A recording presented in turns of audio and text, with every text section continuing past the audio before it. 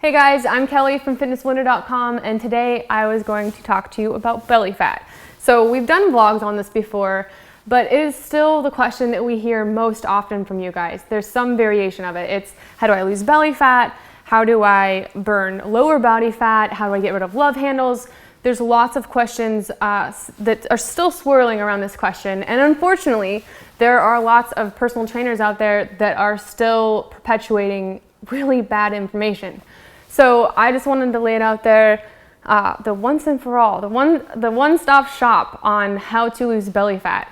So the truth is, and you've probably heard us say this before if you've been with us for any length of time, but you can't spot reduce belly fat. You could do thousands of crunches and it would be one of the slowest ways that you could possibly make any kind of change in your midsection whatsoever. Core strength is important. Core strength is not necessarily the way to get abs, which, by the way, we all have them. It's just a matter of how much fat is sitting on top of them. The best way to burn belly fat is with strength training, various forms of cardio, particularly high intensity interval training or HIIT, and eating a healthy diet.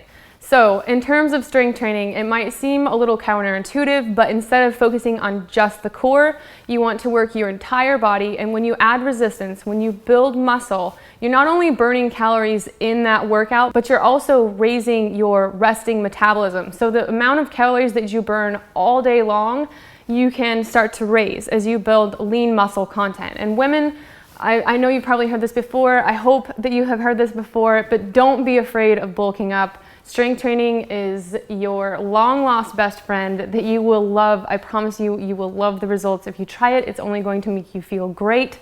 And it's an excellent way to keep your body fat at a healthy level.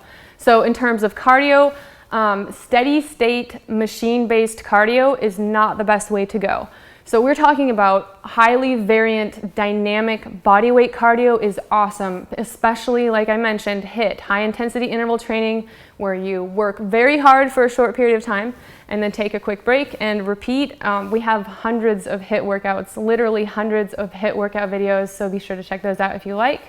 But you don't want to do HIIT more than 3 times a week. So some of these workouts, your body needs to rest. Your body needs to repair itself between those more intense workouts. So don't make the mistake of thinking that more is necessarily better.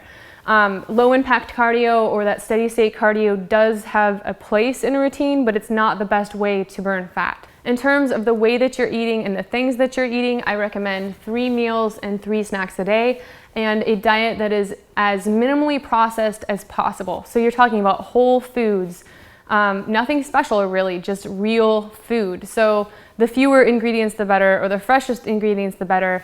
You don't need pills or shakes, meal replacements, supplements or teas, all this stuff. I mean, everybody's trying to make some money, and you don't need these things in order to get rid of belly fat. Another point is to drink a lot of water. So a lot of us are just chronically dehydrated, so we don't even necessarily know what it feels like to be hydrated. So make sure that you drink a lot of water all day long. It's different for each of us, and it's even going to be different for you each day, depending on how active you've been and what the environment and temperature is like where you're at. But in general, you want to aim for urine that is either very light yellow or almost clear.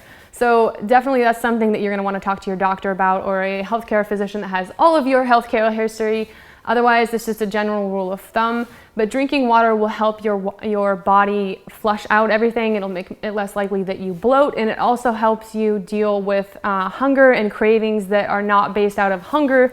They're based out of dehydration. So make sure that you drink a lot of water. Cutting out the junk food is a huge way to make a big impact on your midsection. So like I said before, if you're eating as fresh and minimally processed as possible, you're going to be cutting out the junk. So cutting out junk food, cutting out sodas and carbonated drinks, these are all things, or pre-prepared food often has a lot of sodium in it. So that's something else that'll make you feel bloated and bigger than you actually are.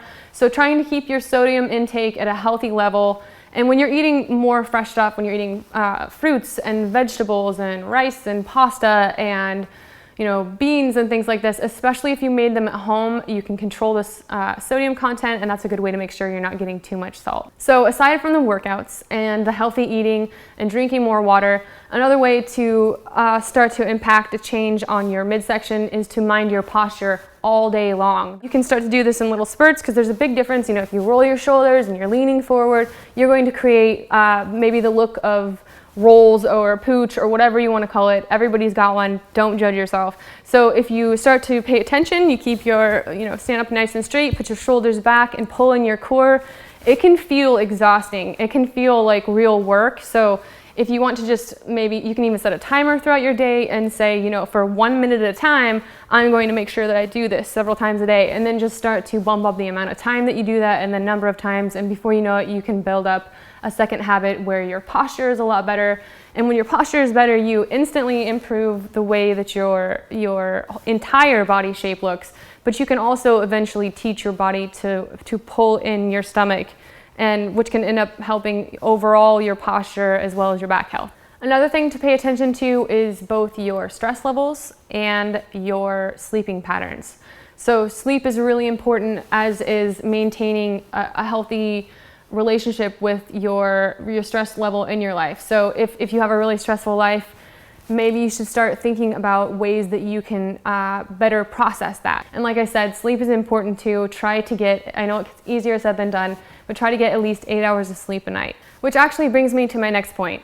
So I want you to, anyone who's seeking losing belly fat, keep your goals in check. Because a lot of the things that you see on magazine covers or on TV or on Instagram, a lot of what you see, it has been heavily tampered with, or it might not even be real at all. Fitness looks different on each and every one of our bodies. So every time you seek out a goal purely based on aesthetics, it's just really important to make sure that you are not putting your health through the ringer to pursue a goal that is purely appearance-based. All right, guys, I hope this has been helpful. I'm going to include a link below to an article with even more tips on this, as well as some different workout programs that can help you with this goal. Otherwise, if you have seen success using other tips, I would love to hear from you.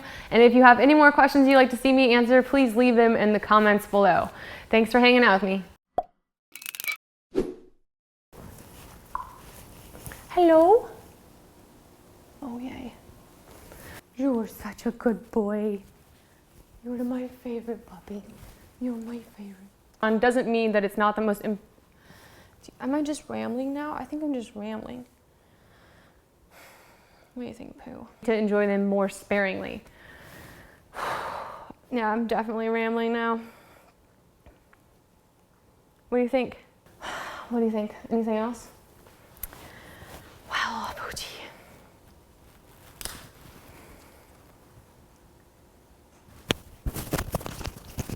That's not this one?